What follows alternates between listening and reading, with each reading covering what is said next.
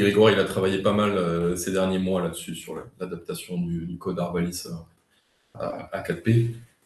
Donc d'abord pour l'extraction, donc comment ça se passe? C'est un peu le flowchart général un peu. Donc vous avez votre fichier HDF5 qui a été acquis par Literal V2. Vous avez une première étape de balance des blancs.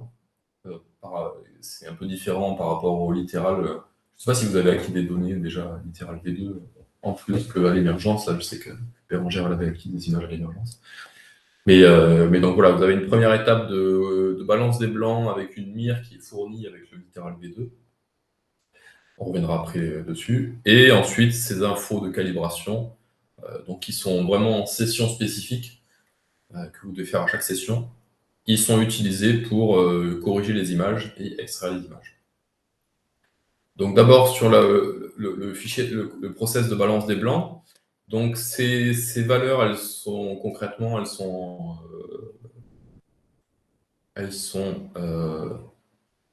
stockées dans un JSON de balance des blancs là, qui est généré lors de l'extraction. Vous avez vos coefficients de balance des blancs.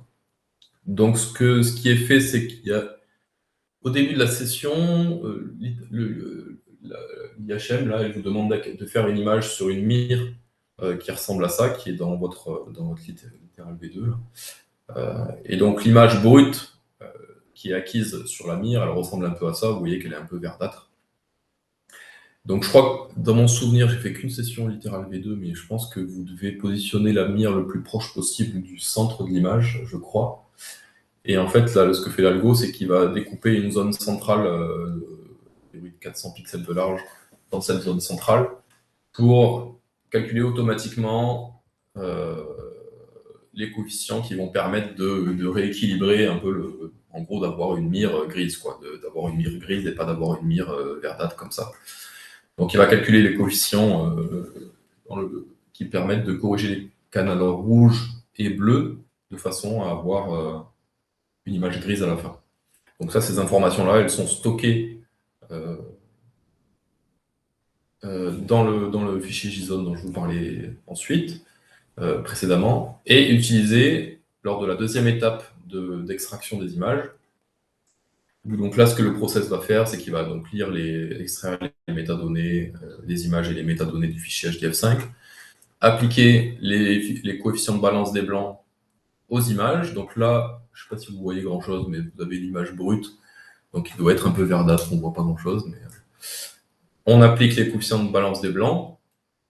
Et ensuite, il y a une autre étape, donc une correction du gamma là, pour éclaircir, pour déboucher un peu les zones sombres. Color correction, je ne sais absolument pas ce que c'est. Peut-être Marie tu le sais, mais moi personnellement, je ne sais pas. Là, il y a un color.zip, une archive zip dans le catalogue 4P. Là, je suis désolé, mais si vous voulez savoir ce qu'il y a dedans, il faudra demander à Grégoire. Je ne sais pas ce qu'il y a dedans. Toujours est-il qu'après cette étape de correction de couleur, vous avez une image qui ressemble à peu près, qui ressemble à ce que vous avez, ce à quoi vous vous attendez, notamment en termes de colorimétrie.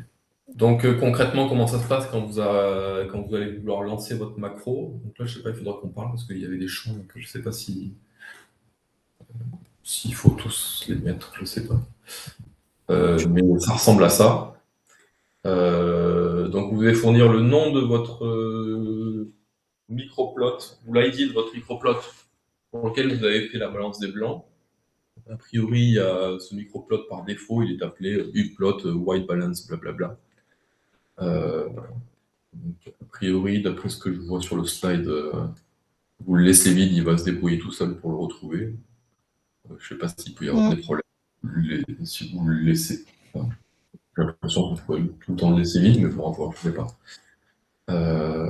Ensuite, ça c'est si on sauvegarde ou non, je suppose. Ouais, c'est visu, c'est pour voir ton résultat. De balance des blancs. Je pense que Non, mais de balance des concrètement, blancs.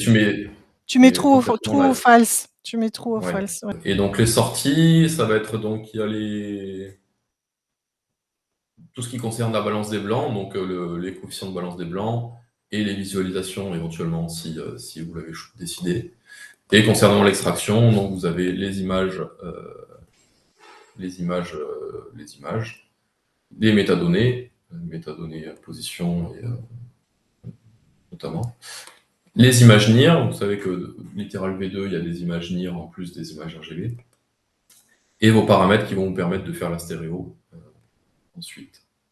Donc ça, c'est tout mis dans une archive en sortie de 4P.